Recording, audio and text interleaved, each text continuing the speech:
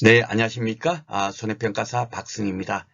금년도 그 제10회 손해평가사 1차 시험이 6월 8일 날에 이제 시험을 치르잖아요. 그래서 이제 그 여러분들께서 재배학 같은 경우는 미리 어느 정도 또 공부를 한번 한 상태에서 1차 시험을 치르는 것이 좋기 때문에 제가 그 3월 달 안으로 3월 달 중으로 재배학 강의를 모두 다 이렇게 마치려고 해요. 총 15강 정도로 지금 준비를 하고 있습니다. 그래서 한 강의를 들으시면 적어도 한두 문제 정도는 충분하게 맞출 수 있도록 그렇게 그 강의를 진행을 하려고 합니다. 많은 뭐 강의를 많이 하고 한다고 해서 여러분께서 공부량이 많다고 해서 재배학을 이렇게 높은 점수를 획득할 수 있는 게 아니고요. 오히려 함축적으로 단기적으로 집중적으로 공부를 함으로써 충분하게 재배학 이 정도면 충분하게 진짜 정말 이 강의만 들으면 재배학은 그렇게 뭐 어렵지 않게 쉽게 이렇게 뭡니까 넉넉한 점수를 맞을 수 있겠다 할 수 있도록 제가 그렇게 이제 강의를 진행하려고 합니다.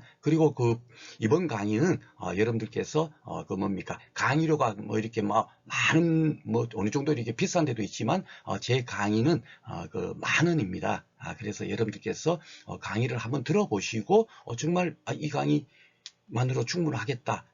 라고 생각이 되시면 10,000원을 입금하시고 강의를 계속 청강해 주셨으면 감사하겠습니다. 자, 오늘은 재배학 2강입니다. 지난 시간에 제가 대기편 먼저 이렇게 그 강의를 했습니다. 원래 이제 그 재배 환경에서 12문제 정도가 나오고 있거든요. 그러니까 재배 환경이 엄청 중요합니다. 그리고 다 곳이 연관 지어져 있습니다. 그래서 일반적으로 저도 마찬가지지만 어쩔 수 없이 이제 재배학을 이제 교재를 만들 때는 토양부터 이렇게 그 교재를 편찬할 수밖에 없거든요. 원래 거기서부터 시작을 하니까.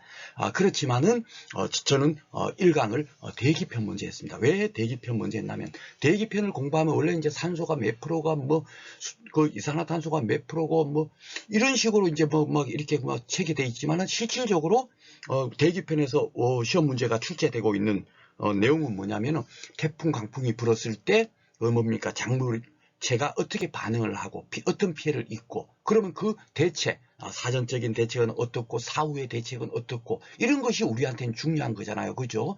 그렇기 때문에 또 문제 또한 그런 것이 나오고 있습니다. 그래서 적어도 재배학은 이런 식으로 접근해야 됩니다 하는 것을 여러분들한테 보여드리기 위해서 대기편 먼저 시작을 했고요. 오늘은 빛에 대해서 이렇게 준비를 했습니다. 이 빛이 왜 중요하냐면 뭡니까 인간은 그 밥을 먹고 살잖아요. 식물체는 그 광합성 작용으로 인해서 만들어진 탄수화물을 먹고 평생 살아가거든요. 빛이 없으면 식물이 살아갈 수가 없습니다. 그렇죠? 그래서 이 빛이 뭡니까 재배에 미치는 영향은 어떻고 또 아주 기본적인 너무 깊게 들어가 봐야 뭐 식물학, 농학 이런 쪽으로 들어가서 하고자 한다면 할 수도 있겠지만 그렇게 공부해 봐봐야 그것이 시험 문제에 나오질 않습니다. 그래서 적어도 요 정도만 알면 되겠다. 그리고 우리가 기출문제를 또 풀어보잖아요. 그렇죠? 기출문제를 풀어보면 이런 것이 중요하구나 하는 것을 여러분들께서 느낄 수 있도록 그렇게 강의를 준비해 보았습니다.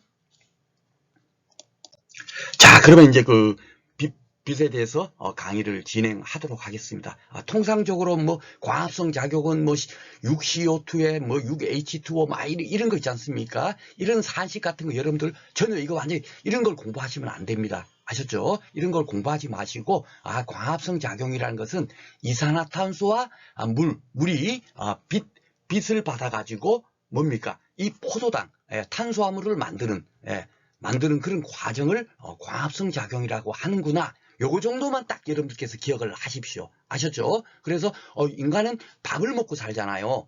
음식물을 먹고 사는데 식물은 광합성 작용으로 인해 가지고 포도당을 먹고 산다. 이렇게 여러분께서 딱 요거만 기억을 하시면 되겠습니다. 그리고 또 일반적인 책에 보면은 명반응이 어떻고 안반응이 어떻고 이런 것도 있어요. 이 얘기는 뭐냐면 이것도 여러분들께서 보면은 ATP라는 유기화합물을 만드는 과정이 있고 아무리 네이버를 검색하고 해봐봐야 뭐가 뭔지 모를 겁니다. 또 이해도 안 돼요. 그쵸? 요것 또한 어떻게 여러분들께서 정리를 하시면 되냐면요. 이 광합성 작용은 이산화탄소와 물 그리고 빛. 요거는 여러분들께서 무조건 놓고 기억을 하십시오. 적어도 이 정도는 이해를 하고 계셔야 나머지 문제를 풀 때 요걸 묻는 문제는 나오질 않아요. 그렇지만 우리가 어떤 게 인간적인 어떤 지식을 갖고 문제를 해결하는 게 있지 않습니까? 그런 사고력이 있잖아요. 인간에게는. 그렇죠. 바로 그런 우리가 재배학을 공부하는 데 있어서 가장 중요한 그런 내용이기 때문에 이해를 해야 됩니다. 그래서 요 빛이 당연하게 필요하죠. 그렇죠. 그런데 그 다음에 뭐가 또 필요하냐면 이 포도당을 만드는 과정에서 빛뿐만이 아니라 기타 온도도 필요합니다. 온도는 우리 제가 이제 다음 시간쯤에 제가 강의를 할 거예요. 당연하게 뭡니까? 재배 환경. 예. 쉽게 말해, 빛만 있다고 해서 광합성 작용이 되지는 않을 겁니다. 쉽게 말해서, 영하 20도다. 그러면 온도가 막 너무너무 추워요. 그러면 광합성이 잘 되겠습니까? 안 되겠습니까? 안 되죠. 그러니까 적정한 온도도 필요한 거예요. 그렇죠? 바로, 그런 의미로서 여러분께서, 이해를 하시면 됩니다. 그래서 여기 지금 잘 봐보시면 광합성 속도가 최고에 달하는 온도, 그러니까 생육적온, 요것도 이제 온도편에 가서 따로 배웁니다. 아셨죠? 그래서 제가 이제 토양부터 하지 않고 제가 여러분들한테 이해를 공부하기 편한 순서대로 제가 진행을 하고 있다 하는 점 다시 한번 상기를 드리겠고요. 생육, 예, 그 생장하고 발육하는데 적당한 온도, 예, 항상 뭡니까? 그 재배학 용어는 한자로 돼 있다. 잘 이해가 안 되면 반드시 한자로 한번 풀어봐 보시라. 그렇게 제가 말씀드렸죠. 예, 생육조건이라는 게 바로 막 이렇게 식물이 자라는데 가장 적당한 온도. 예, 그것이 바로 이 온도가 생육조건이 광합성이 가장 잘 될 때다. 당연하게 그러겠죠. 영하 20도보다는 20도에서 25도, 영상 20도에서 25도가 광합성이 가장 잘 된다. 그렇지만은 10도이더라도 안 될 리는 없겠죠. 그죠? 지금처럼 이렇게 뭡니까? 아직도 이제 이제 초봄인데 지금 막 20도, 25도 아니잖아요. 그렇지만은 광합성은 하고 있거든요. 그죠? 단지 광합성이 아주 잘 되는 그런 쪽이 아니다. 그 정도만 여러분들께서 기억을 하시면 되겠습니다. 온도편에 가서 요거를 또 더 자세히 설명을 드립니다. 생육 조건도 뭡니까? 쉽게 말해서 작물체마다 또 다 조건이 다르겠죠. 예, 이렇게 뜨거운 날씨에 잘 자라는 그런 식물체도 있을 거고, 또 쉽게 말해서 서늘한 날씨에 잘 자라는 또 그런 식물체도 있잖아요. 그러면 생육적으로는 다 그 작물체마다 다를 거 아닙니까? 그렇죠? 그래서 구태여 이런 것을 외우려고 할 이유가 없는 겁니다. 이렇구나 하는 정도. 그죠? 하여튼 적당한 온도에서 가장 광합성이 잘 된다. 그 정도만 여러분들께서 기억을 하시면 되겠고요. 여러분 낮잠 현상 같은 경우는 혹시 이제 뭡니까? 농학 용어 문제가 한 문제 정도씩 가끔씩 나와요. 지난해는 이제 브라인드 현상이 나왔죠. 그죠? 그런 것처럼 생뚱맞은 문제가 한 문제씩 나오는데 그런 거 대비해서 제가 이렇게 기재를 해놓은 겁니다. 이 미드데이 슬럼프 해갖고 쉽게 말해서 탄산가스 농도가 약화돼서 시설 농도가 대기 중 농도의 절반 가까운 150 ppm 이하가 되면 이런 걸 외우는 게 아닙니다. 광합성 작용이 저하된다. 그러니까 이 뭡니까? 이산화탄소가 이 탄산가스는 이산화탄소거든요. 이산화탄소가 없으면 광합성이 안 돼요. 이거 잘 봐보시면 이산화탄소가 필요하잖아요. 그렇죠? 그래서 제가 지난 시간인 대기편에서 비록 시험에 출제는 안 되지만 뭘 제가 알려드렸죠? 제일 첫 페이지에 이산화탄소가 많으면 작물 재배에 좋더라. 예, 광합성은 잘 되고 호흡작용은 줄어들더라. 호흡작용이 줄어드는 것은 작물 재배에 좋은 거고 광합성이 잘 되는 것이 작물 재배에 좋은 거다. 제가 그것만 여러분들께서 꼭 기억하시라 그랬죠. 바로 다 이렇게 연관되어 있는 거예요. 그렇죠? 그러니까 한낮에는 이산화탄소가 거의 없으니까 결국 광합성을 못한다. 그걸 갖고 낮잠 현상이라고 하는구나 라고 여러분들께서 이해를 하시면 되겠습니다. 자, 여러분께 요 화면 여러분들 정리 다시 한번 하면 인간은 음식물을 섭취를 하고 호흡을 하는데 식물은 광합성 작용을 하고 호흡을 한다. 이렇게 여러분들께서 요거 하나만 딱 기억을 하시면 됩니다. 자, 그러면 이제 이화작용, 요게 바로 이제 호흡작용이에요. 쉽게 말해서 사람이 밥을 먹고 나면 그 다음에 호흡도 하고 그 다음에 배설도 하고 이런 것처럼 그 반대적인 거, 광합성 작용의 반대다. 라고 생각하면 됩니다. 그래서 요 산식도 잘 봐보면 요게 광합성 작용이죠. 이산화탄소와 물과 빛이 결합함으로써 포도당을 만들고 산소를 배출한다 그랬잖아요. 그죠? 예, 포도당을 만들고 산소를 배출한 것이 결합해서 그 다음에 또 반대적으로 다시 이산화탄소와 물과 38ATP 뭐 이런 것을 만드는 그 과정을 도리어 이화작용이라 합니다. 그러니까 이것도 막 여러분께서 어렵게 생각하지 마시고 광합성 작용의 반대가 호흡작용이야. 이렇게 그 생각을 하시면 됩니다. 잘 한번 봐보십시오. 그래서 저장물을 소모하는 과정으로 이산화탄소를 배출한다. 그죠? 우리가 이산화탄소와 물과 빛이 결합해 가지고 탄수화물을 만드는데, 이 포도당을 만드는데, 이 포도당이 다시 그 다음에 뭡니까? 처음에 다시 돌아가는 거죠. 그죠? 이산화탄소를 배출하는 거죠. 그죠? 그러니까 사람도 뭡니까? 호흡을 할 때 산소를 마시고 이산화탄소를 배출하나요? 그죠? 그런 것처럼 똑같습니다. 식물도 그렇게 해서 이하작용, 그러면 이산화탄소를 배출한다. 반대적인 거구나. 그렇게 생각하면 됩니다. 근데 이 호흡이 이걸 갖고 시험 문제 나오는 거 아니에요. 이걸 갖고 시험 문제 나오는 게 아니기 때문에 제가 이런 것은 여러분께서 막 이렇게 머릿속에 막 이걸 갖고 공부하려고 하지 마시고, 호흡이 많다. 제가 그 1강에서 대기편에서도 호흡이 적어야 작물 생육에 좋다. 그렇게 여러분들께 기억하라 그랬죠. 봐보세요. 호흡량이 많은 브로콜리는 저장이 어렵고, 호흡이 많은 건 당연히 쉽게 부패를 하지 않습니까? 그러니까 빨리빨리 이렇게 부패를 한다는 얘기예요. 호흡이 적은 것이 좋더라. 쉽게 말해서 양파 같은 경우는 어떻습니까, 여러분? 양파는 이렇게 우리가 그 시장에서 구매를 해갖고 일주일 이렇게 2주일 놔둬도 그렇게 막 짓물러지고 그러지 않죠. 그러니까 호흡량이 적은 거예요. 그러니까 싱싱함을 유지할 수 있는 거죠. 그러니까 호흡량이 적은 것이 뭡니까? 좋은 거구나.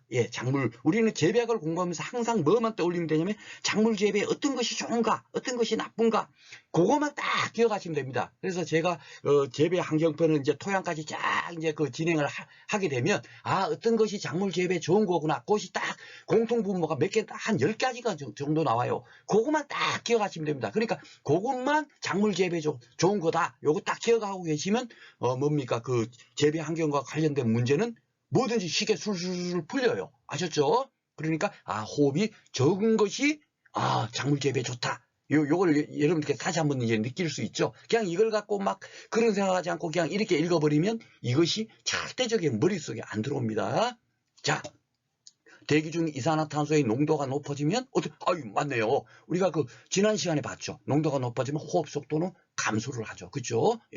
그리고 식물은 유년기에는 호흡량이 많고, 이제 막 자랄 때, 이 유년기라는 게 유치원생 할 때 유자 아닙니까? 그러니까 어린 때는 호흡량이 많아야 돼요. 왜냐하면 그래야만이 막 빨리빨리 이렇게 막 클 거 아닙니까? 그쵸? 크고, 성숙기에 좀 이렇게 어느 정도 이렇게 결실을 맺고 커 있을 때는 사과가 크게 이제 먹음직스럽게 이제 막 이렇게 잘 달려 있을 때는 호흡이 적어져야 돼요. 왜냐하면 막 많아지면 빨리 부패하고 짓물러지잖아요. 그죠? 그럴 때 되면 호흡량이 적어야 된다. 그러니까 이것도 기출문제 지문에 나왔던 거예요. 그러니까 우리가 지난 시간에 대기편에서도 보면 기출문제화 됐던 것이 또다시 나오고 있잖아요. 그죠? 지문하고 똑같습니다. 9회 기출문제도 보면은 지문이 똑같은 것이 아마 4-5문제가 그 전에 나왔던 것이 똑같이 토시 하나 바뀌지 않고 나와요. 아셨죠? 그러니까 요런 것은 여러분께서 요것을 기억을 해야 된다. 그죠? 성숙기에는 호흡량이 적어진다. 요까지 여러분들께서 기억을 하시면 되겠고, 조금 아직까지는 이런 문제는 나오지 않았는데 제 재배학 강의를 듣는 분들이 의외로 농업직, 공무원 농업직이라든지 아니면 농산물 품질 관리사 이런 거 시험 보시는 분들이 제 강의를 듣더라고요. 저는 그런 농학 이론적인 강의를 하고 있지 않거든요. 순수하게 우리 손해평가사 1차 시험에 최적화된 공부를 어떻게 하면 좋겠는가 하는 오직 그런 강의만 하고 있음에도 불구하고 그분들이 많이 들어요. 그러면서 선생님 이렇게 광합성 작용과 호흡 작용을 하는 데 있어서 더 높은 온도가 필요한 게 호흡 작용이 더 높은 온도가 필요하대요. 왜 그런가요? 하고 이렇게 작년에 이제 여쭤보신 분이 계셨어요. 그래서 저도 이것저것 이렇게 찾아보다 보니까 도저히 이게 이해가 잘 안 되지 않습니까? 그냥 무작정 외우려고 하면. 그쵸? 그런데 이것 또한 그렇게 생각하시면 됩니다. 항상 그러니까 우리가 뭐든 조그마한 거 한 개 있더라도 지난 시간에 이제 바람편 대기편 딱 한 강의만 들었어도 그것도 어떻게 돼요? 다 연상해서 제가 강의를 여러분들한테 설명을 드렸잖아요. 그런 식으로 여러분께서 항상 사례를 가지고 그 뭡니까 딱 기억을 하셔야 돼요. 재배학은. 그러면은 뭡니까 쉽게 이해가 되는데 그걸 무작정 외우려고 하면 절대적으로 공부할 때는 아는데 지나고 나면 절대로 머릿속에 남아있지 않거든요. 잘 봐보십시오. 그래서 제가 이제 막 하다 보니까 제 이론이 맞는 건 아닙니다. 여러분 아셨죠? 저는 재배학 전공자가 아니에요. 그렇지만은 우리가 비록 뭐 이론이 어떻고 이런 걸 떠나갖고 우리는 쉽게 그것을 그 뭡니까 내용을 어떻게 하면 그 쉽게 이렇게 접근할 수 있는가 그쪽으로 제가 이렇게 강의를 진행하고 있습니다. 그 좀 여러분들께서 이제 참조해 주시고요. 뭐 그걸 갖고 이 틀렸네 하고 뭡니까 댓글 달고 그런 거는 좀 이제 지양해 주셨으면 좋겠습니다. 자, 과합성 작용보다 왜 호흡 작용이 온도가 더 이렇게 필요하냐면요. 자, 우리가 배추를 어디서 키웁니까?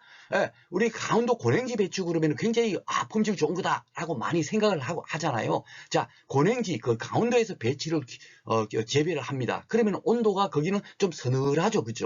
온도가 좀 낮단 말입니다. 예, 그러니까 여기서는 과합성 작용 은 잘 되지만은 그 다음에 호흡은 잘 된다 안 된다? 온도가 낮으니까 똑같은 온도라 하더라도 과합성은 잘 되는데 예, 잘 돼갖고 탄수화물도 잘 만들고 이래서 뭡니까 작물체가 잘 자랄 수 있는데 호흡작용은 뭡니까 이 이하작용 이것은 그 날씨가 선선하니까 잘 안 되는 거예요. 예, 호흡이 잘 안 돼요. 그러니까 호흡이 안 되면 어떻게 된다고요?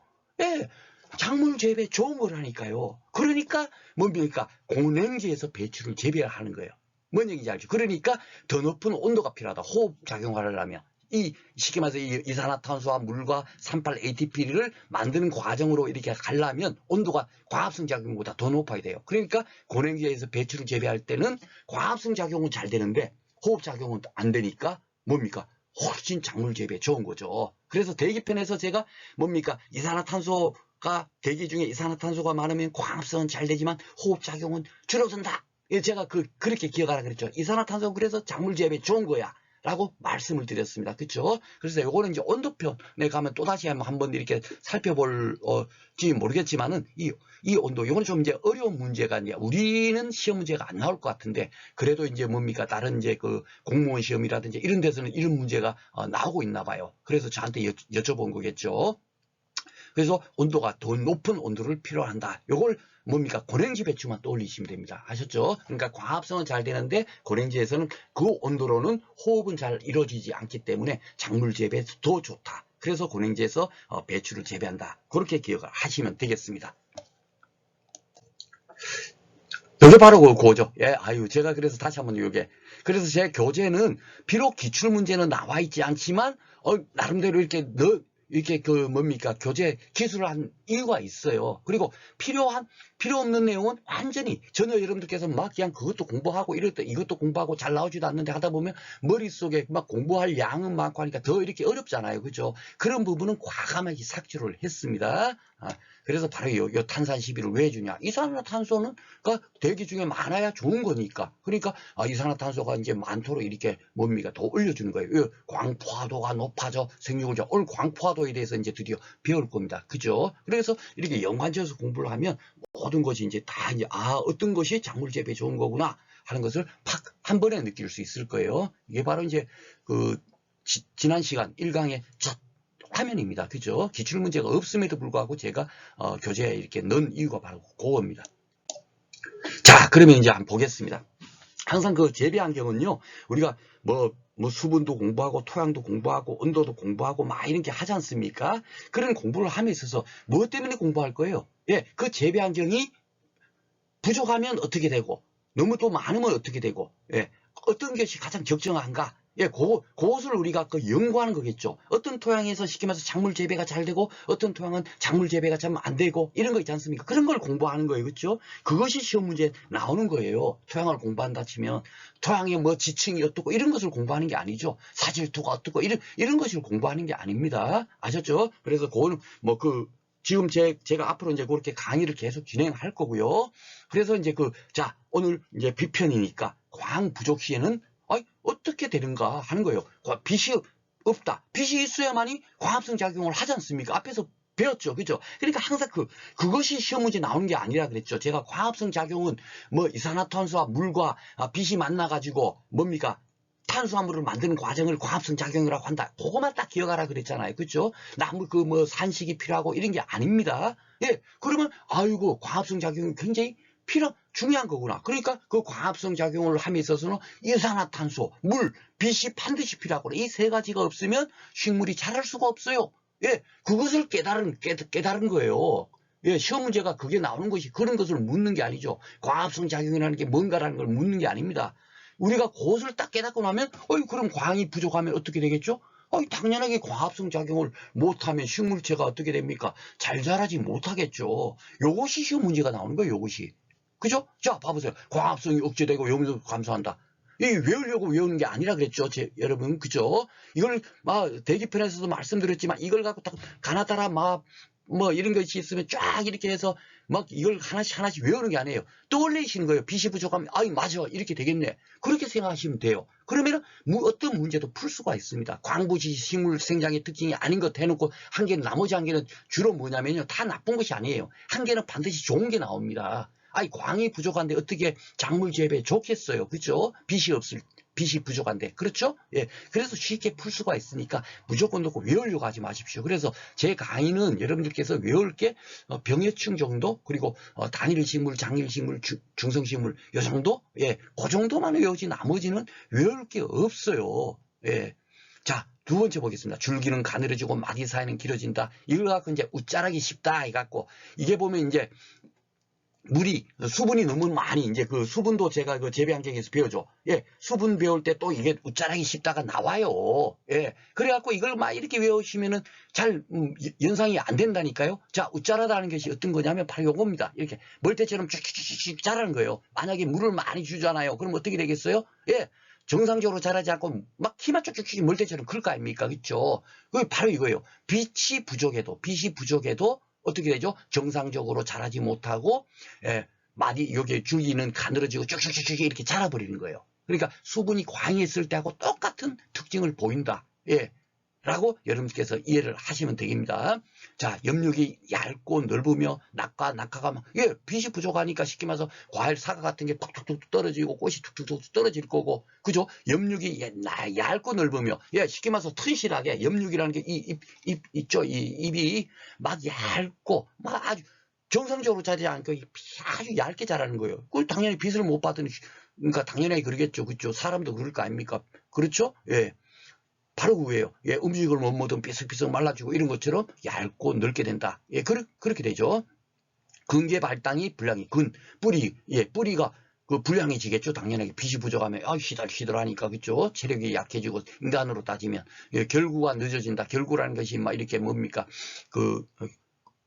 이렇게 꽃보니 같은 게 이렇게 만들어지는 거, 그런 것이 당연하게 빛을 못 받으니까 자라는 것이 늦어지겠죠. 그렇죠? 예, 당연히 그래야 될 겁니다. 인경비대와 꽃눈의 발달, 착색착과 과실비대가 다 나쁜 겁니다. 그렇죠? 예, 이렇게 나쁜 거다라고만 여러분께서 기억을 하시면 되겠습니다. 그리고 이 염농토가 감소하니까 황백화, 빛이 부족하니까 원래는 광합성 작용을 함으로 인해서 식물체가 녹색으로 이렇게 잘 이렇게 자랄 텐데 빛을 못 받으면 어떻게 돼요? 예, 노랗게 이렇게 황백화 현상이 일어나겠죠. 그죠? 이게 또 당연한 겁니다. 이런 어떤 지문이 나더라도 대부분 나쁜 거다, 나빠진다라고 기억을 하시면 되겠고요.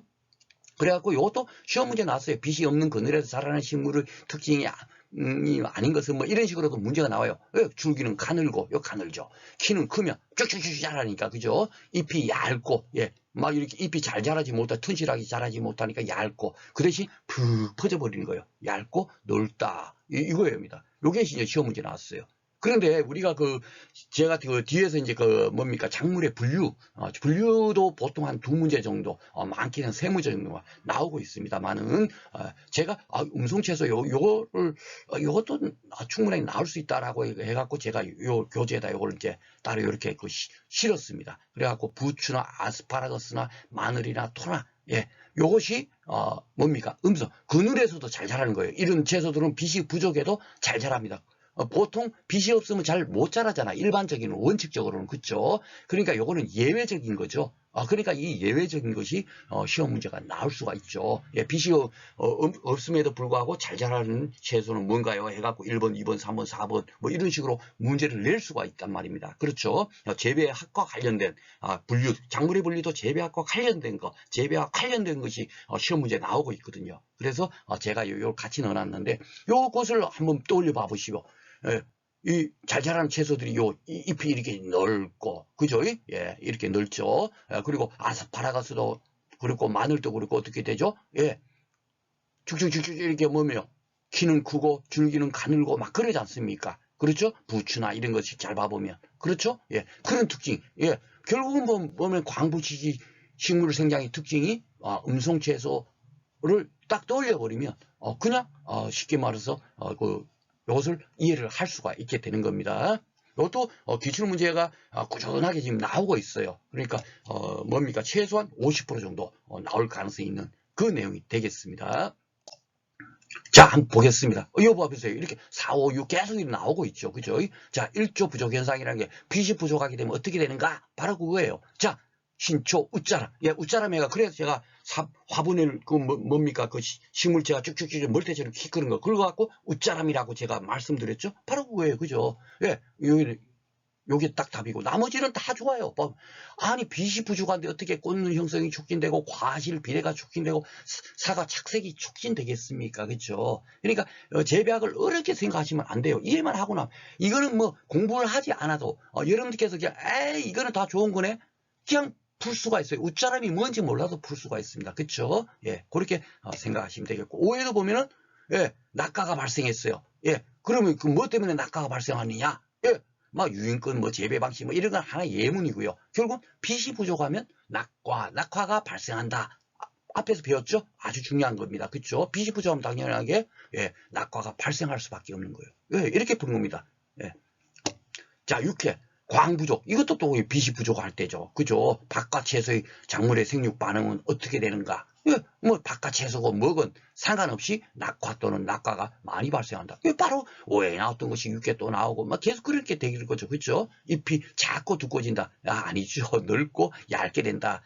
그렇게 되지 않습니까? 그죠? 예, 녹색을 띈다. 녹색이 띱니까? 다만색으로 바뀌겠죠. 그죠? 줄맞이 사이가 짧지 않죠. 예, 쭉쭉쭉쭉 자라니까. 그죠? 예, 얇고 길게 된다. 근데 나머지는 다 반대로 해놔놨죠. 그쵸? 예, 그러니까 답이 이렇게 쉽게 1번을 찾을 수가 있는 겁니다. 예, 이 기출문제 이렇게 나오는 거 보면 여러분들, 재배학, 뭐 진짜 어려운 게 아니네. 제가 그 재배학 공부를 어떻게 해야 됩니까? 해갖고, 9회 기출문제 갖고, 대충, 이 문제 나왔어요. 이게, 그전에도 기출문제가 이런 것이, 유사 기출문제가 이 정도는 됩니다. 그렇기 때문에, 뭡니까? 항상 해마다 반복돼서, 뭡니까? 그 기출이 되고 있으니까 이 정도만 공부하면 충분하게 합격 점수 넉넉하게 받을 수 있습니다. 그러니까 여러분 너무 재배하게 돼서 어렵게 생각하지 마세요. 이거 바로 이제 느껴지시죠? 예, 기출 문제를 지금 다 이렇게 보여드리는 거 있으니까 그렇죠? 예.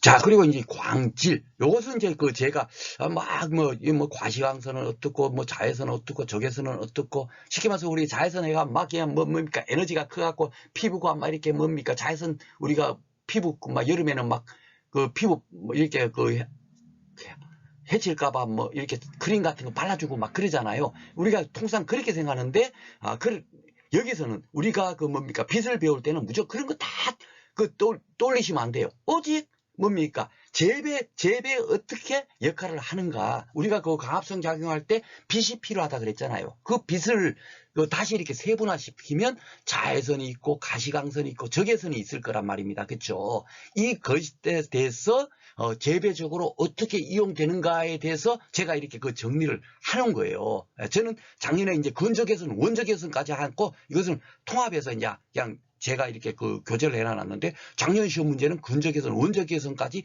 나눠서 처음으로 이게 출제가 된 겁니다. 저도 이거 재배적 이용에 관한 검토가 분명히 나올 텐데 해갖고 제가 나름대로 네이버로 검색해갖고 이렇게까지 정리를 해놨는데 드디어 이제 작년에 처음으로 이게 나온 거예요. 예, 그래서 이거는 앞으로도 출제가 9회 나왔으니까 10회도 또다시 반복 출제될 수가 있습니다. 왜냐하면 처음으로 막 이상한 문제가 한번 나왔잖아요. 나온 것은 그 다음에 연속적으로 막 나오는 경우가 굉장히 많아요. 제가 그 패턴을 다 분석해 보니까 그래서 빛은 이제 앞으로는 이제 재배적으로 이용에 관해서 어떻게 이제 그 뭡니까 역할을 하고 있구나 하는 것을 반드시 공부를 해야 되겠다 해서 한번 살펴보도록 하겠습니다. 제 교재에 있는 내용 그대로입니다.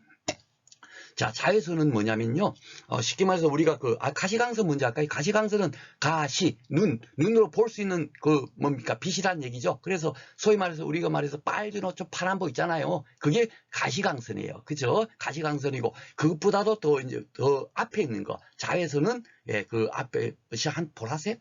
뭐 청색, 뭐 이런 쪽의 계통이 자외선이고요. 적외선이라는 것은 가시광선보다도 더 이렇게 뭡니까? 그 멀리 떨어져 그 옆에 붙어 있는 오른쪽에 붙어 있는 것이 적외선이라고 합니다. 그래서 이제 자외선은 어떤가 하면은 신장을 억제하고 이 웃자른 박쥐 딱 나와 있죠. 예, 쉽게 말해서 멀대처럼 기가 쭉쭉쭉 자라는 거. 예, 이 자외선이 없으면 멀대처럼 자라요.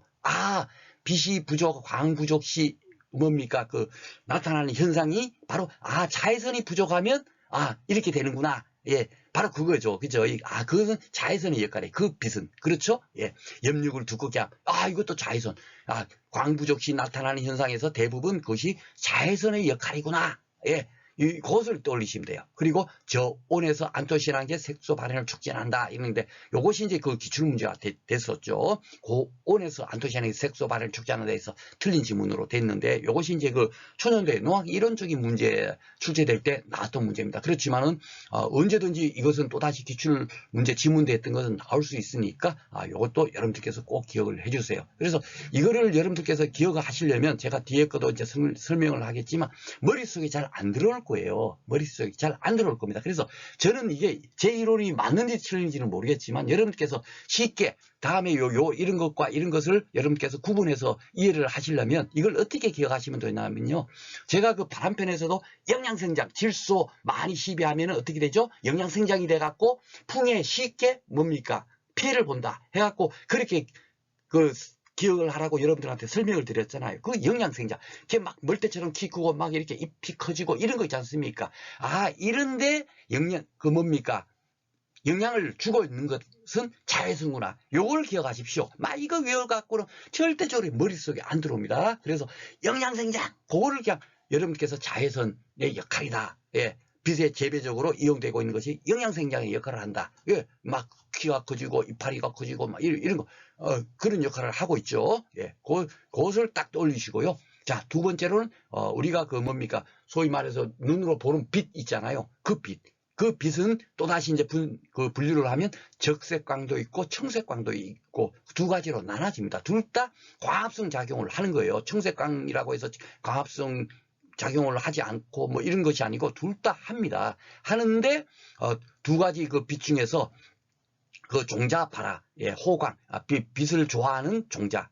그러니까 빛이 있어야만 발화하는 그런 종자라는 의미가 되겠죠. 예, 그런 종자의 발화를 하는데 뭡니까 역할을 해주고 그리고 광주기성이라고 해갖고 1장 뒤에 가서 이제 배웁니다.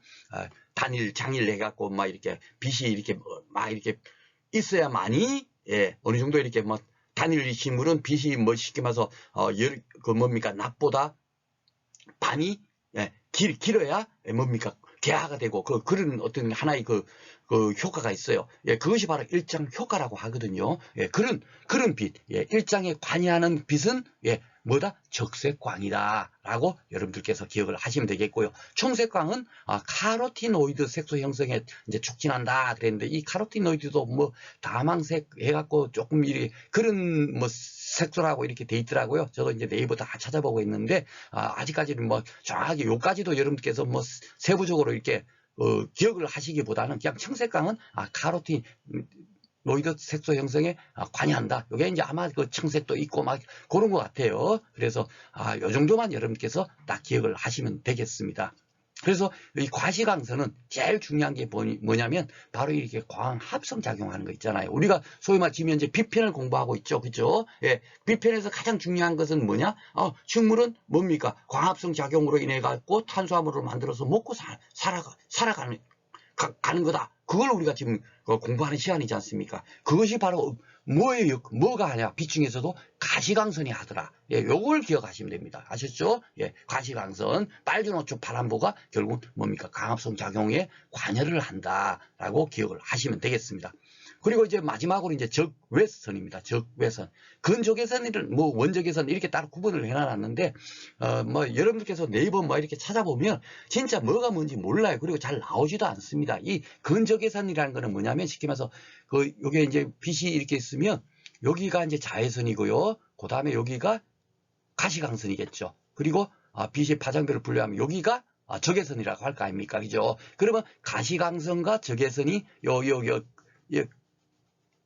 경계에 있는 거, 예, 요게 바로 근적외선이라고 할 겁니다. 가까이 있으니까, 그쵸? 가까이 있는 것인데, 요것이 보면은, 적색광과 근적외선비가 작으면 식물체의 절간 시간을 촉진한다. 요게 이제 작년 시험 문제 처음으로 이게 나온 거예요. 그런데 요게 이제 뭐냐면, 절간 시간, 제가 일강 대기편에서 그림 그려드렸죠. 그래서 우리가 비록 시험 문제 나오건 안 나오건 상관없이 제가 필요한 거, 우리가 시험 문제를 풀 때 꼭 필요한 내용은 제가 그림을 그려서라도 이해를 시키죠. 그죠? 교재에도 그래갖고 주석 달아놓고 한 이유가 바로 그겁니다. 그것을 알아야만이 우리가 문제를 풀 수가 있어요. 이 절간이라는 건 마디 사이가 절간이라고 그랬잖아요. 그쵸?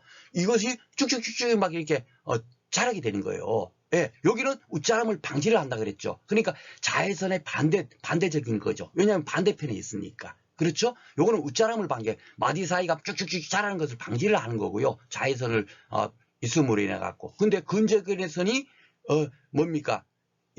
는 오히려 신장을 촉진해 주는 거죠. 그러니까 무조건 놓고 안 자라도 또 안 되니까. 그렇죠? 그리고 이것은 도리 이렇게 어느 정도씩은 또 이렇게 자라게 해야 되는 그런 역할도 있지 않습니까? 하나도 안 자라보면 안 되잖아요. 그죠? 그러니까 뭐 요것과 요것이 섞여서 합쳐져서 효과를 발휘하는 거죠. 식물체가 자라는 거예요. 아셨죠? 그러니까 조금 여러분께서 여기 조금 애매할 수 있는 부분도 있지만은 바로 그래서 요거는 무조건 마디 사이가 이렇게 잘 자라게 하는 그런 이제 효과가 있다라고 생각을 하시면 되겠고요. 그리고 이제 대체적으로 이제 이거 적외선 그러면 원적외선이라고 생각하면 됩니다. 예, 요거는 이제 근적외선은 바로 옆에 붙어 있는 그런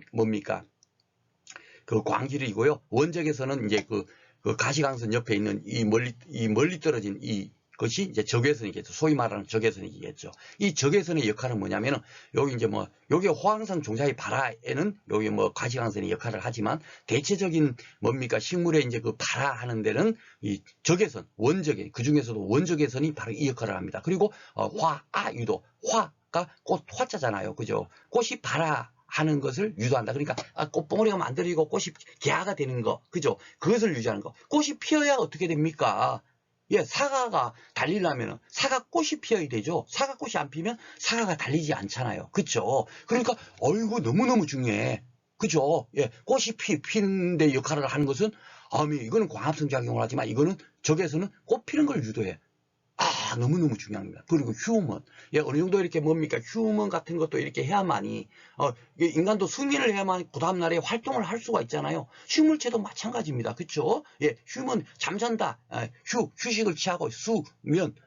면은 수면할 때 면자가 아닙니까? 예, 이것이, 이래갖고 되겠어가 아니라 항상 인간도 수면을 해야, 휴식을 취하고 수면을 해야 그 다음날에 왕성하게 활동하듯이 식물체도 똑같을 거 아닙니까? 그쵸? 이런 것들이, 당연하게 이것도 작물의 생장이 필요한데, 이 휴먼에 관여하는 것도 바로 이 적외선, 그 중에서도 원적외선의 역할이다라고 기억을 하시면 되는데, 이것도 기억하려니까 좀 헷갈리잖아요. 그래서 제가 딱 봐보세요. 생식생장으로 기억을 하자라고 해서 한 겁니다.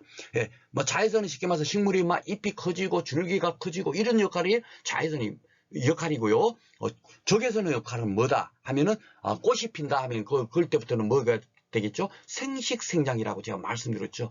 대기편에서 언급을 드렸습니다. 그렇죠? 질소 간단하게 얘기하면서, 그렇죠? 이 생식생장이 이루어지는 것은 광질 중에서도, 빛 중에서, 빛의 이제 광질을 분류를 하면 자외선, 가시광선, 적외선이 있는데, 그 중에서 뭐의 역할이 뭡니까? 생식생장을 이루어진다? 적외선이다. 적외선. 그러니까, 발화, 화유도, 휴면이 여러분 머릿속에 싹 어느 정도 기억이 될 겁니다. 그렇죠? 이렇게 기억해야만이 여러분께서 뭐 만약에 이제 자외선의 역할, 가시광선 역할, 적외선의 역할을 묻더라도 쉽게 딱 이걸 떠올릴 수 있는 거예요. 그죠? 예, 영양 성장이 이루어진 다음에 생식 성장이 이루어지지 않습니까? 예, 꽃이 먼저 피지는 않을 거 아닙니까? 그죠? 이파리가 먼저 자라고 그 다음에 줄기가 자란 다음에 그 다음에 꽃이 필 거 아니에요. 그쵸? 예, 나중에 이루어지는 거예요. 그러니까 자외선이 먼저고 가시광선이고 그 다음에 적외선, 예, 이런 식으로 여러분들께서 그는 여러분들 알고 계시잖아요. 그렇게 여러분께서 기억을 하시면 되겠습니다.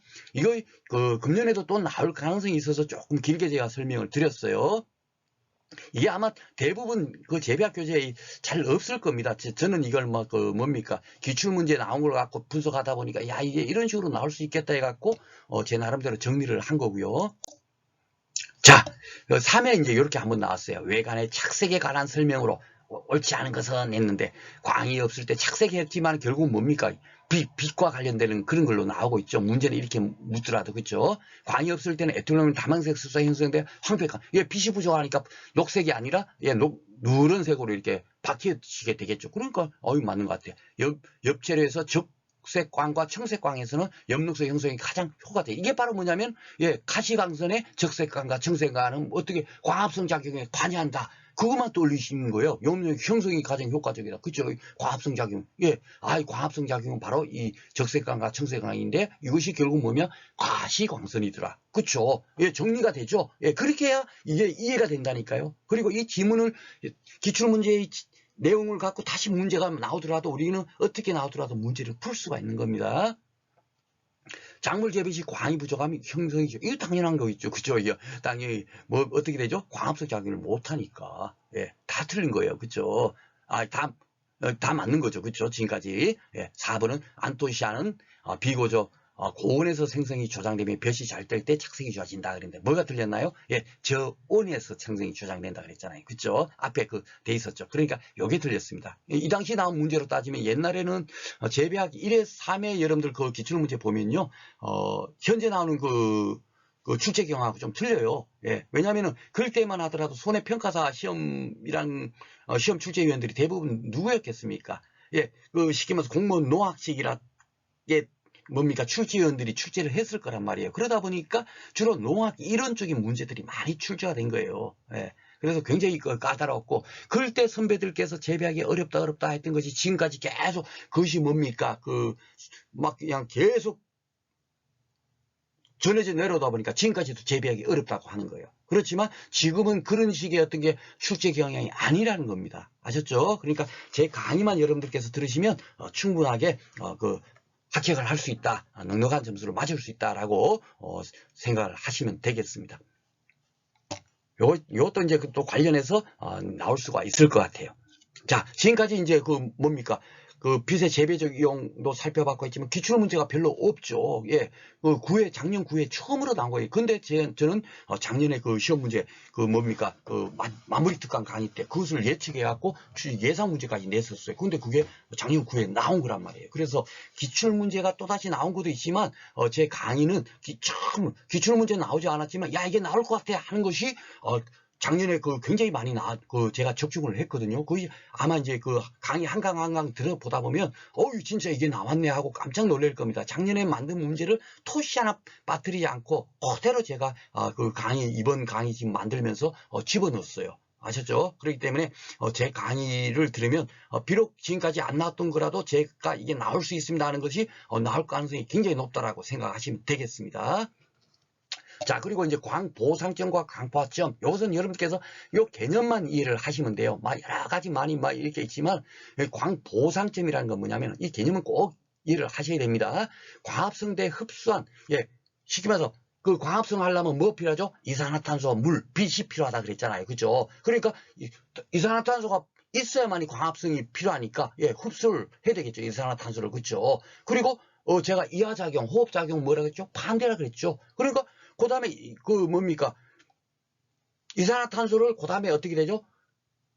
호흡작용에서는 다시 뱉어내 버립니다. 그렇죠? 예. 그것이 같을 때의 빛의 세기를 광보상점이라고 해요. 그래서 가장 쉽게 생각하면 광보상점은 일반적으로 대부분 뭡니까? 양성식 뭡니까? 빛이 있어야만이 광합성이 잘 되는 양지 식물일 거 아니에요. 그 앞에서 제가 슬라이드 할 때 음지 식물은 빛이 없어도 잘 자라는 식물 해갖고 제가 말씀드렸죠. 그 음지 식물은 결국은 어떻게 했습니까? 예, 광보상점이 빛이 없어도 잘 자라, 뭡니까? 그 광합성이 잘 된다는 얘기는, 예, 광보상점이 낮다. 이렇게만 기억하시면 돼요. 그리고 딱 하나 이제 더 이제 시험 문제 이제 그 뭡니까? 출제됐던 것이 뭐냐면 벼하고 옥수수예요. 벼는 C3 식물이라고 하고요. 뒤에서 이것도 정리를 합니다. 옥수수는 C4 식물이라고 해요. 예, 그런데 이 옥수수와의 벼도 뭐 켈빈 해로 나오고 막 여러 가지 복잡합니다.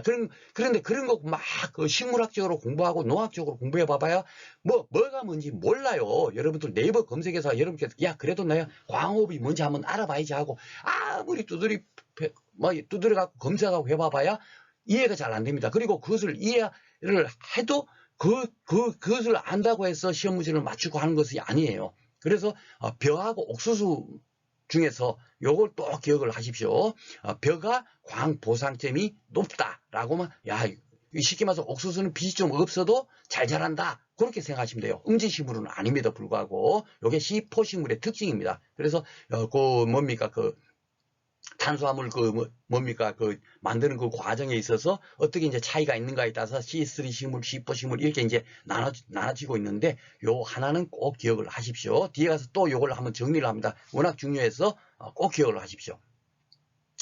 자, 그리고 광포화점이라는 건 뭐냐면요. 쉽게 말해서 우리가 인간이 배가 고파요. 예, 배가 고파요. 그럴 때 밥을 먹으면 굉장히 만족감을 가지면서 먹잖아요. 한 숟가락 한 숟가락 먹을 때마다. 그런데 어느 정도 먹고 나면 어떻게 돼요? 그 다음부터는 한 숟가락 먹는 것이 만족하는 것이 아니라 이제 배가 부른데 더 이상 먹고 싶지 않을 때가 있잖아요. 그죠? 그럴 때가 바로 이제 뭡니까?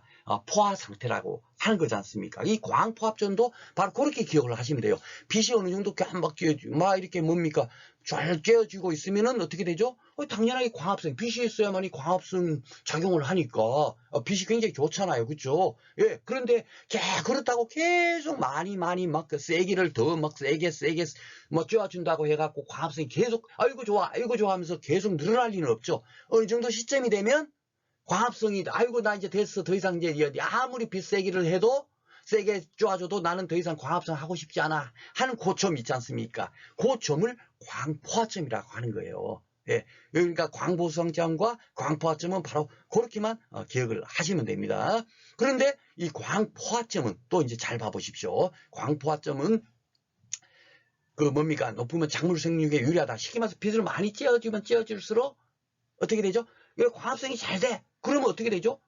음지식물보다도 쉽게 말해서 양지식물이 훨씬 작물 생육에 유리할 거 아닙니까? 빛을 쬐어주면 쬐어줄수록 광합성이 잘 되면 광합성이 잘 된다는 걸 탄수화물을 잘 만드니까 좋은 거거든요. 그렇죠? 그런데 반대로 여기를 잘 봐십시오. 벼, 옥수수 중에서는 어떤 것이 높다? 예, 옥수수가 높아요. 광포화점은. 그렇죠? 예, 벼는 어느 정도 일정 빛의 세기를 해주면 딱 여기서 더 이상 이게 뭡니까? 광합성이 더 이상 막 늘어나지 않는데 옥수수는 빛을 세기를 더 강하게 해주면 해줄수록 뭡니까? 광합성이 계속되는 거예요. 그러니까 옥수수가 더 커진다. 그러니까 광보석장과 광포화점을 여러분들 요 개념도 이해를 하셔야 되겠고요. 더 중요한 것은 광보상점은 벼가 옥수수보다 크고 예, 광포화점은 벼보다 옥수수가 크다. 요걸 꼭 기억해 놓으십시오. 요게 아마 2번인가 3번 정도 요걸로 시험 문제가 출제가 됐어요. 아셨죠? 요런 것이 중요한 겁니다. 여러 가지 농학 이론적인 걸 공부하는 게 아니고요.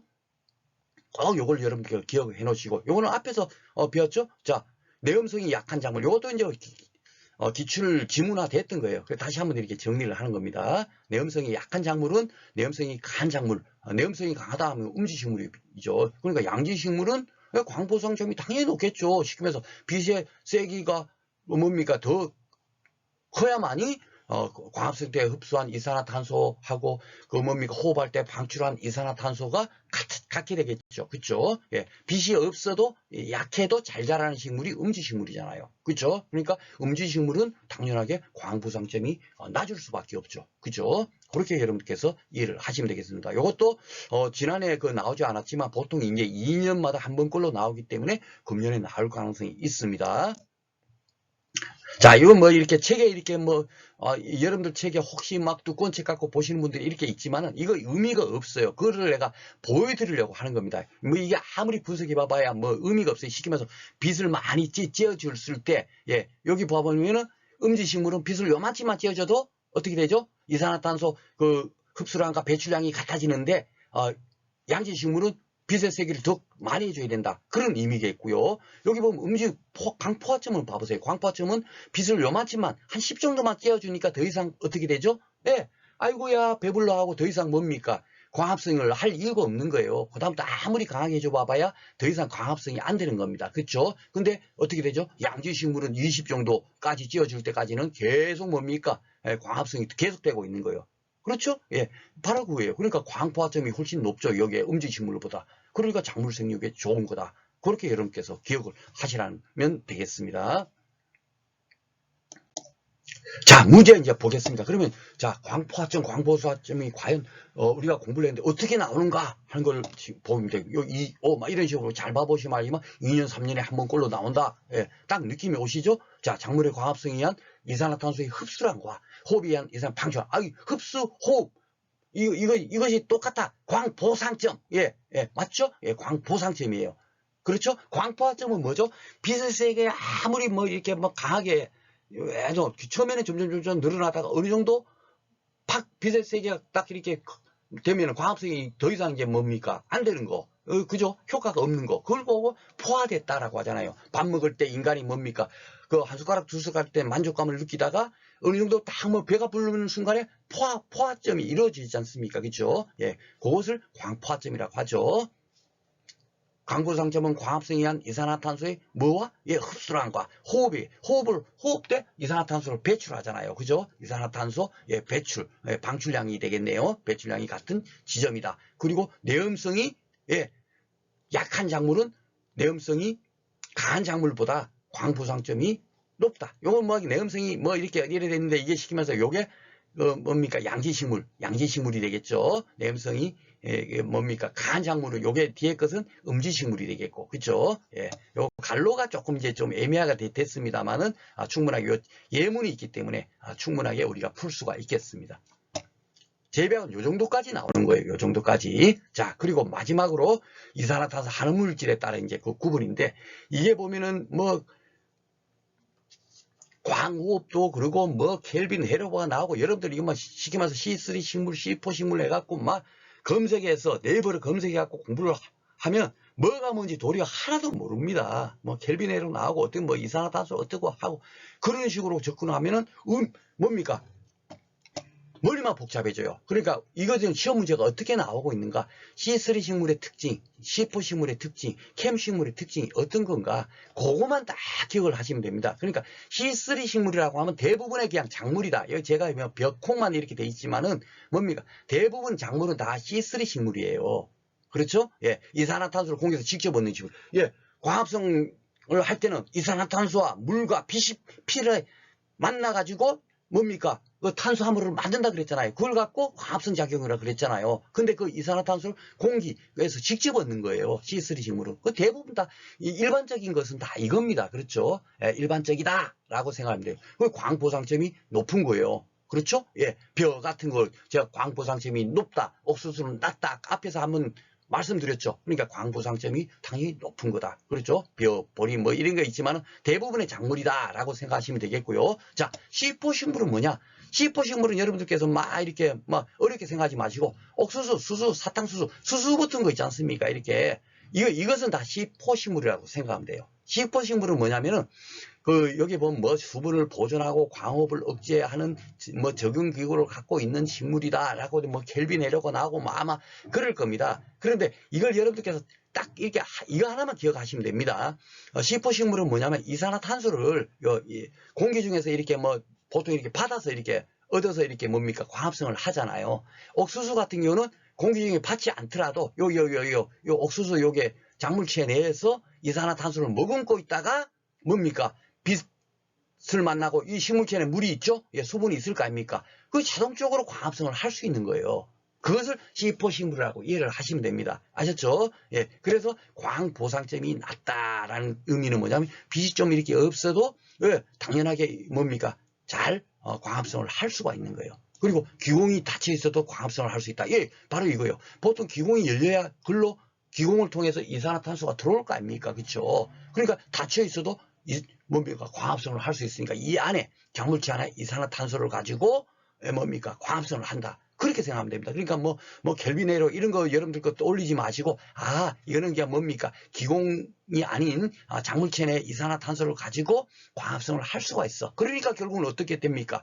이 가장 중요한 것은 이 C4식물의 특징은 뭐냐면 덥고 건조하고, 원래 덥고 건조하면은 작물이 잘 자라요, 안 자라요? 잘 안 자라지 않습니까? 그렇죠? 이런 데서도 기공을 닫아서 벼에 비해서 온도가 높을수록 수분 공급이 제한된 상태에서도 덥고 건조한 상태에서 광합성을 잘할 수 있다 그런 거예요. 그러니까 옥수수는 뭐예요? 척박한 땅에서도 잘 자라죠. 예, 쉽게 말해서 비가 잘 안 와요. 그렇다고 해서 쉽게 말라 비틀어집니까? 아니죠. 예, 뿌리 막 근개가 발달해 갖고 막 지하 50m에 있는 그 물도 빨아들여 갖고 결국은 잘 자랄 거 아닙니까? 그렇죠? 그러니까 C4식물은 옥수수, 수수, 사탕수수 이런 거 요것만 딱 기억을 하시고요. 기공을 닫아도 광합성을 할 수가 있고 건조한 상태에서도 뭡니까? 작물이 잘 자란다 라고 여러분께서 기억을 하시면 됩니다. 그러니까 제가 광포화점이 높아야 작물 생육에 좋다라고 앞에서 우리가 하나 공부를 했죠. 그러니까 옥수수는 벼에 비해서 광포화점이 높은 거예요. 그렇죠? 예. 여기 보면 이제 그래서 이제 앞에서 한번 정리를 했지만 C3 식물은 광포상점이 높은데 C4 식물은 어떻게 된다고요? 예. C3 식물에 비해서 광포화점이 높은 거예요.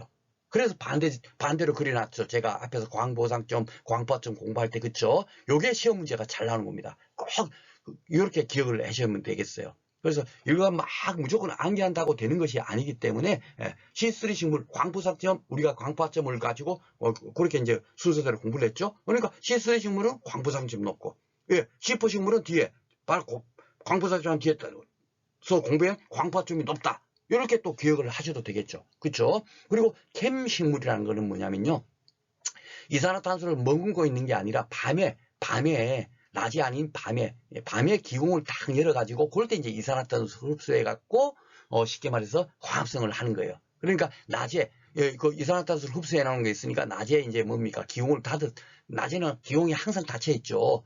닫혀 있어도 낮에 빛이 있으니까, 그죠? 밤에는 빛이 없잖아요. 그러니까 낮에는 기공을 닫아져 있더라도 이산화탄소를 머금고 있으니까 빛을 이렇게 딱 뭡니까? 낮에 그 식물체에 이렇게 쬐주면 결국 뭡니까? 광합성을 하는 거예요. 그러니까 그런 대표적인 게 선인장, 파인애플, 즉 다육식물이라고 하는데 이런 것들이 캠식물이라고 하는 겁니다. 그러니까 선인장, 파인애플 여러분들 쉽게 선인장 기억하시죠? 이 안에 쉽게 말해서 뭡니까? 낮에 밤에 이산화탄소를 딱 뭡니까? 이게 받아놨다가 낮에 뭡니까? 딱 빛을 쬐어주면은 이산화탄소가 있죠? 물도 있죠? 이 안에, 그죠? 물이 많잖아요. 파인애플 같은 것도 그렇고. 이 안에서 뭡니까? 결국은 기운을 닫힌 상태에서도 광합성 작용을 하는 거예요. 이런 것들이 캠식물이다. 그래서 C3 식물, C4 식물, 캠식물 이 종류 있지 않습니까? 간단하죠? C4는 수수, 캠식물은 선인장, 파인애플. 이 정도만 여러분께서 기억을 하시면 되겠고요. 광포상점은 C3 식물이 높고 C4 식물은 광포화점이 높더라. 요거 기억하시면 되겠습니다. 자, 문제. 저희게 보면 이제 6회 때부터 이렇게 이제 문제가 나오고 있죠. 그러니까 금년에도 나올 가능성이 굉장히 높은 거예요. 작년에 나오지 않았으니까. 자, 벼와 옥수수의 광합성에 비교한 내용은 옳지 않은 것 같았어요. 자, 옥수수는 벼에 비해서 광포점. 맞죠? 옥수수는 광포점이 높고 벼는 어떻다고요? 광포점이 높다 그랬잖아요. 그죠? 딱 그것만 기억하시면 돼요. 우리가 문제를 풀려고 공부를 하는 거지 않습니까? 우리가 지금 농학 박사 되려고 공부하는 건 아니죠. 자, 옥수수는 벼에 비해서 온도가 높을수록 광합성이 유리하다. 어떻습니까? 맞죠. 그러니까 광포화점이 높다는 것은 벼에 비해서 온도가 더 높을수록 계속 뭡니까? 광합성이 이루어지는 거잖아요. 광포점이 높으니까. 그렇죠? 그러니까 이 광포점만 알면, 의미만 알면 이것도 맞는 질문이고요. 옥수수는 벼에 비해서 이산화탄소 보상점이 높다? 아니죠. 벼가 광보상점은 높잖아요. 그렇죠? 옥수수는 뭐죠? 광포점이 높다 그랬죠. 그러니까 이게 틀렸습니다. 제가 그래서 앞에서 강의할 때 여러분께서 알아야 될 거, 핵심적인 내용, 그걸 자꾸 강조하는 이거 바로 그겁니다. 우리가 문제를 풀 때 꼭 알아야 될 그 내용 있지 않습니까? 그것만 딱 기억하시고 계시면 되겠습니다. 자, 4번은 옥수수는 벼에 비해서 수분 공급이 지하된 고온에서 광합성이 유리하다. 그렇죠. 건조하고 고온하고 이런 척박한 환경에서도 옥수수는 잘 자라죠. 그러니까 예, 이것도 맞는 지문이 되겠습니다. 자, 기출 7에는 어떤 게 나왔나? C4 작물이 아닌가 나왔어요. 어떻게 했죠? 사탕수수, 수수. 이거는 다 뭐죠? C4잖아요. 예, 보리는 뭐, 당연하게 나머지 작물은 대부분 다 작물은 C3 식물이 되겠죠. 죄송합니다. 물 한 잔만 마시고 하겠습니다.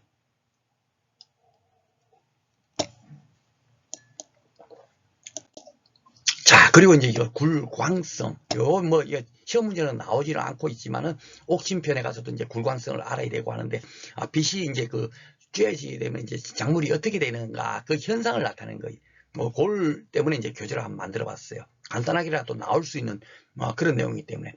빛을 딱 비춰주면 광이 이렇게 비춰진 방향으로 이렇게 식물체가 구부러지는 걸. 이걸 갖고 굴광성. 예, 빛 있는 쪽으로 구부러진다 해갖고 굴광성이 되겠죠.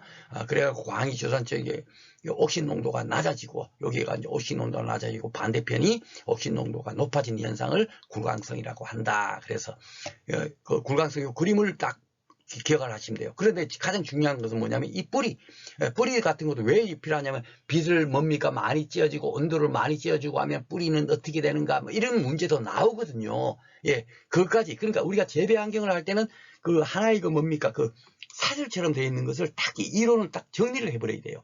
자, 뿌리는 만약에 빛을 많이 쬐어주면 좋겠어요, 나쁘겠어요? 뿌리는 빛을 좋아하겠습니까, 싫어하겠습니까? 싫어하겠죠. 그러니까 뿌리는 반대로 이렇게 제가 그려놨죠. 이렇게 반대쪽으로 자라는 거예요.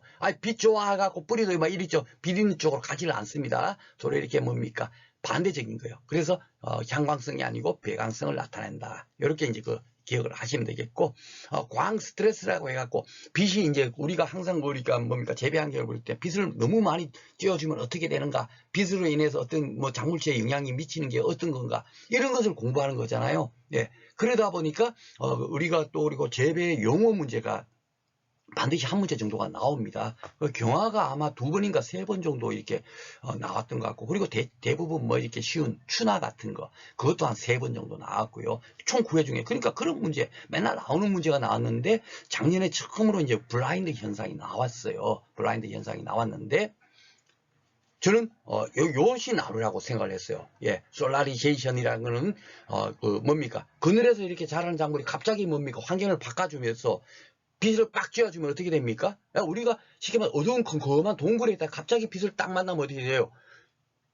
눈이 잘 안 보이죠. 예, 그것처럼 감각이 노출돼서 잎이 다 죽는 현상이 있어요. 그런 걸 갖고 솔라리제이션을 한다. 그러니까 뭡니까 이렇게 육묘를 하다 갑자기 이렇게 팍 이렇게 햇빛을 팍 하거나 이러면은 고담이 잘 못 자라겠죠. 그쵸? 예. 그런 의미로도 생각하시면 되겠어요. 이 솔라리제이션은 아마 여러분들 찾아보시면 옛날에 우리가 필름 사진 찍으면 암실에 들어가면 필름 딱 이렇게 인화를 하게 되면 흑백만 나오잖아요. 그죠? 예, 흑백 상태가 되는 걸 갖고 솔라리제이션이라고 하거든요. 그러니까 팍 타들어가는 거. 그런 의미로 생각하시면 되겠고, 이 백화묘라는 거는 뭐냐면요.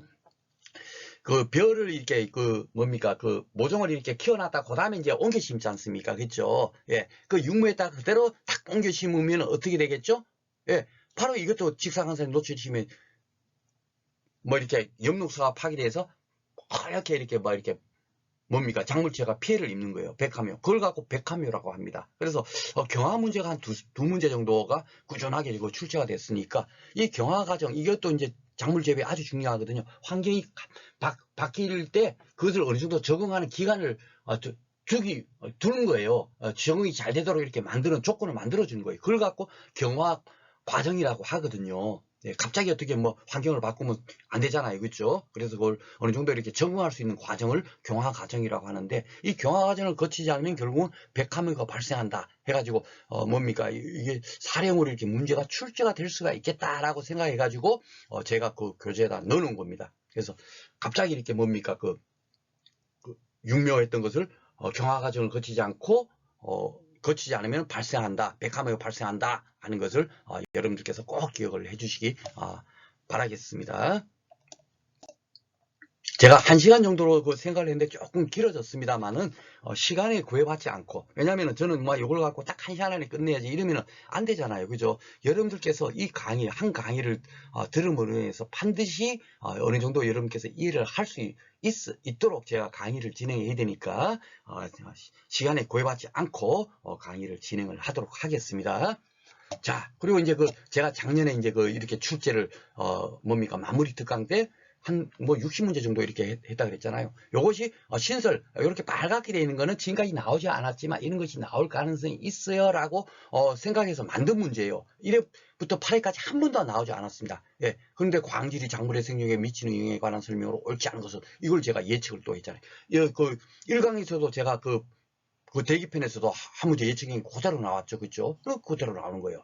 자, 자외선이 부족하면 작물이 웃자라이 씻고, 예, 자외선이 뭐예요? 영양생량이니까, 아유, 맞네. 영유 1위 맞네. 이게 자외선의 역할 맞아.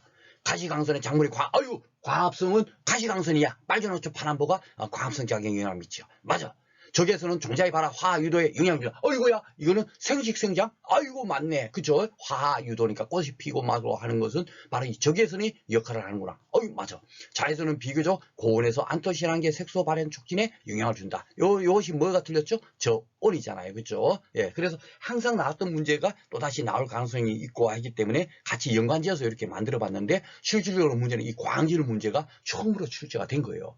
예, 오늘 요 강의 뒤에 보면 이제 9회 시험 문제 한번 풀어 드립니다. 그래서 제가 비록 나오지 않았지만 앞으로 나올 가능성이 있는 문제도 딱 이렇게 예측한 것이 이렇게 출제가 되고 있다. 이게 이제 중요한 거죠. 작물 재배 시 빛 부족 시 지속될 때 나타날 수 있는 생육불. 예, 빛이 부족하게 되면 어떻게 된다고요? 이건 간단하게 보겠습니다. 예, 지금 마디 사이가 짧고 굵어진다 아니죠? 마디 사이가 길어지고 뭡니까 이렇게 마디 사이는 얇아지죠. 그러니까 그걸 갖고 뭐라고 하죠? 그렇죠, 여러분. 웃자람 현상. 예, 수분이 과잉되거나 빛이 부족했을 때는 웃자람 현상이 생긴다. 예, 무조건 놓고 하여튼 재배 환경이 필요한 건데 그게 부족하게 되면 식물체가 잘 자라지 못하게 되겠죠. 그렇죠? 예, 잘 자라지 못하게 되는 거예요. 그렇죠? 예. 그러니까 답은 4번이 되겠습니다. 자, 그리고 비편에 좀 많이 했네요. 자, 그리고 광합성에 대한 설명이 갈로에 들어갈 것이다 해갖고 했는데 옥수수는 벼에 비해서 어떻다고요? 예, 광포화점이 높다. 그죠? 그 벼는 뭐예요? 어떻죠? 반대적으로. 그래요. 광보상점. 그죠? 꼭꼭 기억하세요. 금년에 이게 나올 가능성이 높습니다. 지금까지 꾸준하게 나오다 작년에 안 나왔잖아요. 그죠? 그러면 금년에는 이런 것이 나오는 거예요. 자, 두 번째, 이산화탄소를 공기에서 직접 얻는 식물은 어떻게 되죠? 광보상점이 높고 광호흡을 한다. 그렇죠. 예. 바로 요게 뭡니까? 즉, 벼를 얘기하는 거예요. 벼. 그죠? 벼는 광보상점이 높죠. 그죠? 이 광호흡을 한다, 이런 거 막 보면 이게 괭은 회로가 나오고 굉장히 어렵습니다. 그러니까 이 정도까지 여러분들께서 이렇게 이해를 하려고 하지 말고, 광호흡을 하는구나. 심포식물은 광호흡을 억제하는 그 기구를 갖고 있다. 그 정도만 이렇게 기억하시면 되는데, 그것도 잘 모르셔도 돼요. 예. 아셨죠? 재배학은 그까지는 나오질 않습니다. 그거는 식물학, 농학입니다. 자, 양지식물은 음지식물보다 어떻게 된다고요? 예, 광포상점이 높죠. 예, 그 음지식물은 빛이 별로 없어도 잘 자라니까 그 광포상점이 낮겠죠. 그죠? 이산화탄소가 광합성할 때 이산화탄소의 흡수한 것과 그 호흡작용할 때 이산화탄소 배출할 양이 같은 것을 광포상점이라고 하잖아요. 그것이 당연하게 양지식물이 높겠죠. 그죠? 라버는 빛의 세기가 증가해도 광합성이 더 이상 증가하지 않아. 이게 뭐예요? 더 이상 증가하지 않아. 아이고, 포화됐어. 그러니까 뭐예요? 광포화점. 그죠? 이렇게 생각을 하시면 되겠습니다. 자, 좀 제가 많이 만들었죠? 빛은 이렇게 옛날에 나왔던 문제보다도 좀 밖에서 나올 가능성이 있다. 새로운 게 나올 가능성이 있다 해가지고 많이 했습니다. 그래서 광 스트레스 유형, 제가 지난해 그 마무리 특강 때 이걸 이제 출제가 될 것이라고 했는데 실질적으로 뭐냐면 불하인드 현상이 나왔어요. 더 이상한 게. 그렇죠? 그리고 제 나름대로 예상한 것은 바로 요겁니다. 네.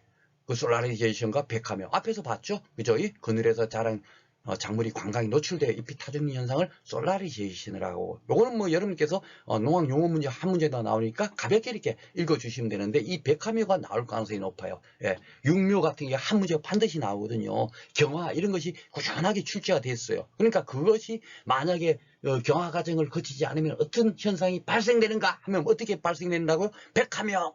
이것이 시험 문제가 출제가 될 수 있어요. 아셨죠? 그리고 백화묘를 딱 내놔놓고 이걸 왜 백화묘가 발생했냐 해갖고 1번, 2번, 3번, 4번 하면 뭐가 답이죠? 예, 경화 과정을 거치지 않았다. 이게 답이 된 거예요. 아셨죠? 예, 이게 아주 중요하기 때문에 제가 이렇게 이제 뭡니까? 지금까지 나오지 않았지만 나올 가능성이 있다라고 작년에 만들었던 문제가 되겠습니다. 광합성 작용과 이하작용에 관한, 이제 요거는 아시겠죠? 예, 광합성 작용의 반대가 이하작용. 예, 그렇게만 생각하면 됩니다.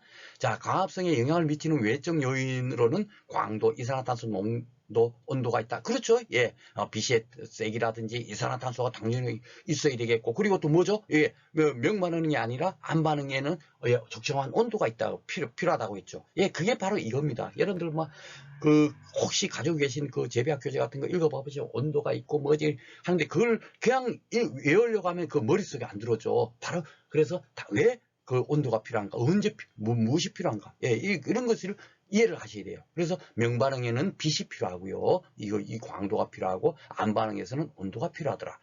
앞에서 간단하게나마 봤죠. 예, 그래서 요 지문이 만들어진 거예요. 맞고요. 예, 광합성 속도가 최고에 달하는 온도는 생육 적응과 동일하다. 그죠? 통상적으로. 예, 뭡니까? 온도가 생장과 발육에 적당한 온도일 때가 광합성이 잘 되겠죠. 말 그대로. 그쵸? 예, 맞는 지문이 되겠습니다. 대기 중에 이산화탄소의 농도가 높아지면 호흡 속도는 어떻게 된다고요? 예, 이산화탄소가 많아지면 호흡 속도는 감소한다. 그렇죠? 이걸 외우려고 외워지면 안 되죠. 예, 호흡이 뭡니까? 적게 되는 거, 낮아지는 것은 작물 재배에 좋은 거야. 이산화탄소가 높은 것은 작물 재배에 좋은 거야. 둘 다 맞는 얘기죠. 그러니까 이것은 맞는 지문이다. 이렇게 하시면 됩니다. 식물은 유년기에는 호흡량이 적고 성숙기에는 호흡량이 많아진다. 어떻습니까? 예, 유년기에는 호흡량이 많아졌다가 성숙기에는 호흡량이 줄어든다 하는 것이 맞는 건데, 이게 바로 틀린 지문이 되겠네요. 반대로 적혀있네요. 그렇죠? 자, 그럼 이제 그 8회 때는 어떻게 나왔나 한번 보겠습니다. 최근에 8회 9회만 또 따로 이렇게 빼서 제가 이제 한번 마지막으로 풀어드리죠. 연도 우리가 지금까지 공부했는데 이 정도면 될까 하는 바로 그거예요. 최근에 어떻게 나오고 있는가 보면 우리가 지금 현재 공부하고 있는 것이 잘하고 있다 하는 것을 느끼시면 되는 거죠. 그렇죠? 자, 광도가 증가합니다. 광합성하는 일정 수준 이상 도달하게 되면 더 이상 증가하지, 포화된 상태에서 더 이상 증가하지 않아. 바로 이거잖아요. 그렇죠? 그러니까 뭐죠? 포화점이잖아요. 포화점. 그렇죠? 예. 아주 간단한 겁니다. 이 개념만 이렇게 묻는 문제가 나오고 있어요. 여러 가지 이상한 걸 묻지를 않습니다. 예.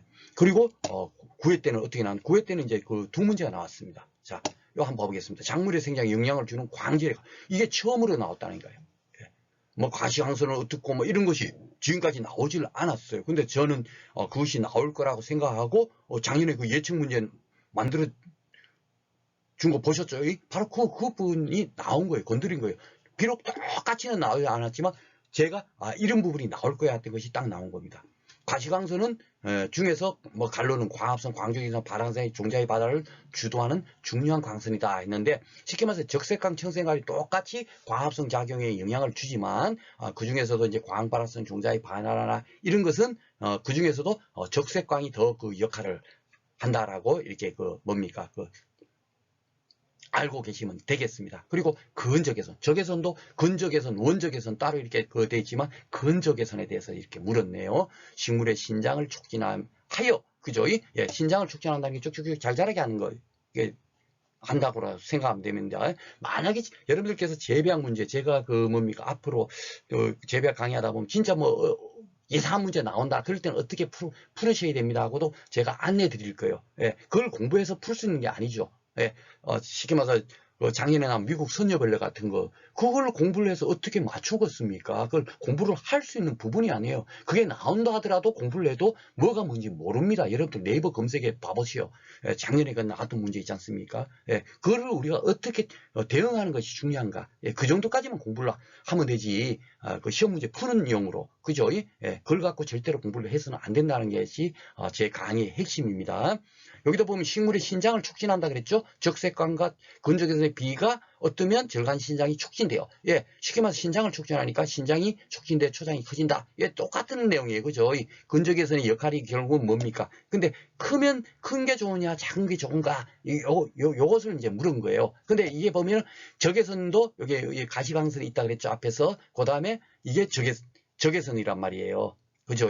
여기 앞에 가시방선 앞에 있는 것은 뭡니까? 자외선일 거고. 그죠? 이 적외선 중에서도 가까이 있는 뭡니까? 적외선을 근적외선이라고 할 거 아닙니까? 이 B가 예, 붙어 있으면 작다는 건 요 붙어 있다는 얘기겠죠? 예, 당연하게 근적외선이니까 예, 이 뭡니까? 붙어 있는 거예요. 그죠? 예, 이것이 작으면, 예, 붙어 있으니까. 그죠? 작으면 절간 신장이 촉진되어 초장이 커진다. 그렇게 이해를 하시면 되겠습니다. 멀리 떨어져 있는 거는 이제, B가 큰 것이 되겠죠. 그죠? 예. 그러니까 원적에서는 B가 큰 거고, 적색관과 그 B가 큰 것이고, 근적에서는 바로 붙어 있으니까 B가 작다. 그렇게 여러분께서 이해를 하시면 되겠습니다. 조금, 어려웠던 문제죠. 처음으로 나왔던 문제고. 그렇지만 이런 문제가 나오면 우리가 항상 뭡니까? 어떻게 풀어야 되는가? 그런 마인드로 풀면 충분하게 풀 수 있습니다. 자, 그리고 71번 문제가 장내 블라인드 현상. 저거는 이제 그 백화면가 나올 거라고 생각했는데, 이렇게 용어 문제가 하나가 나와요. 블라인드 현상. 예, 이것도 보면, 이거 뭐야? 여러분들께서 이렇게 막 어려워 하시잖아요. 그죠? 블라인드 현상이라는 것이 이제 뭐냐? 이렇게 생소한 문제가 나온다고요. 나오지만 절대로 우리가 당혹스러워하거나 할 필요가 없습니다. 왜냐하면 대부분의 그 재배학 용어는 90% 이상이 다 뭐다? 그 한자로 돼 있죠. 그러니까 한자로 풀어버리면 돼요. 이렇게 근적에서 나오면 이거 뭐야? 적에서는 나오는데 뭐 근적에서 처음 들어보네? 예, 가까이 있을 가까이 근이잖아요. 원은 이제 뭘 원자고, 그렇죠? 예, 적외선이 가까이 붙었어. 뭐 이런 식으로 우리가 이해를 해서 뭐든지 이제 풀어나가면 되겠죠. 근데 이처럼 이렇게 영어로 돼 있는 게 있어요. 영어로 간혹 가다가. 그죠? 예, 영어로 돼 있는 건 뭐냐면 그 영어 그대로 풀어주면 됩니다. 잘 몰라요. 이게 뭐야? 이거 뭐지? 하고 이렇게 막 당황하고 할 필요가 없습니다. 자, 블라인드 현상이라는 거는 우리가 소위 말해서 창문에 뭡니까? 햇빛가리가 뭡니까? 그렇죠, 여러분. 그게 블라인드예요, 블라인드. 햇빛 가리개가 블라인드입니다. 그러니까 햇빛 가리개 현상이 으로 물은 거예요. 그렇죠. 그럼 햇빛을 가리면 어떻게 됩니까? 일주량이 부족할 거 아닙니까? 예, 이 영어가 이 문제 속에 그냥 답이 있는 거예요. 아셨죠? 예. 그래서 블라인드 현상 해갖고 여러분들께서 이제 네이버를 검색하면 뭐 꽃봉오리가 일조량이 부족하거나 또 아니면은 기온이 막 급격하게 이렇게 변하거나 이러면은 어떻게 되겠죠? 당연하게 작물 그 재배 환경이 안 좋으니까 어떻게 되겠죠? 예, 꽃이 피지 않는 거, 꽃봉오리가 맺히지 않는 거예요. 쉽게 말해 뭡니까? 꽃봉오리가 맺히지 않는 것은 결국은 어떤 영향을 주죠? 그것은 뭐가죠? 예, 바로 적외선이 이 역할을 하는 거예요. 광길 중에서도 가시광선이나 그 자외선의 역할이 아니라 원적외선이 바로 이 역할을 하는 거죠. 앞에서 배웠죠. 우리는 이왕이면 그렇게까지 공부를 하면 더 좋습니다. 그렇죠? 자, 원적외선이 별로 이렇게 없어요. 그러면 어떻게 되겠죠? 예, 꽃이 잘 안 피는 거예요. 생식 생장이 안 되는 거죠. 그렇죠. 그러면 꽃봉오리가 생기지 않으니까 결국 뭡니까? 진짜 필요한 거. 우리가 그 재배를 통해서 얻으려는 그 목적을 달성할 수 없는 거이 되잖아요. 그렇죠? 예. 그래서 블라인드 현상 그러면 바로 그런 의미입니다. 그래서 뭐 이렇게 항상 공부를 하실 때는 어떻게 이제 작물 재배에 이제 나쁜 영향이 있으면 그 방법은 어떻게 한다까지는 이렇게 우리가 꼭 깨달아야 됩니다. 그 대책을 하셔야 되잖아요. 그죠? 강풍이 불면 이런 피해가 있는데 그러면 그 대책이 뭔가 우리가 그걸 공부했지 않습니까? 그러면 이렇게 블라인드 현상이 생기면 어떻게 해야 되는가 하면은 뭐 블라인드가 된 가지를 잘라버리면 뭡니까? 성장이나 다른 게 영향을 줄 수도 있으므로 자르지 말고 다른 가지에서 나오는 새순을 핀치해 준다. 뭐 이게 이제 답이더라고요. 그래서 만약에 이게 뭐 이런 문제가 나오면은 뭐 진짜 엉터리 같은 문제가 나올 수가 있거든요. 한두 문제가 반드시 그런 문제가 나옵니다. 그래서 가지를 잘라버린다. 뭐 그 조치 방법은 중 틀린 것을 고르세요 하면 가지를 블라인드 된 가지를 잘라버린다 하는 것이 틀린 답이 되겠죠. 그죠?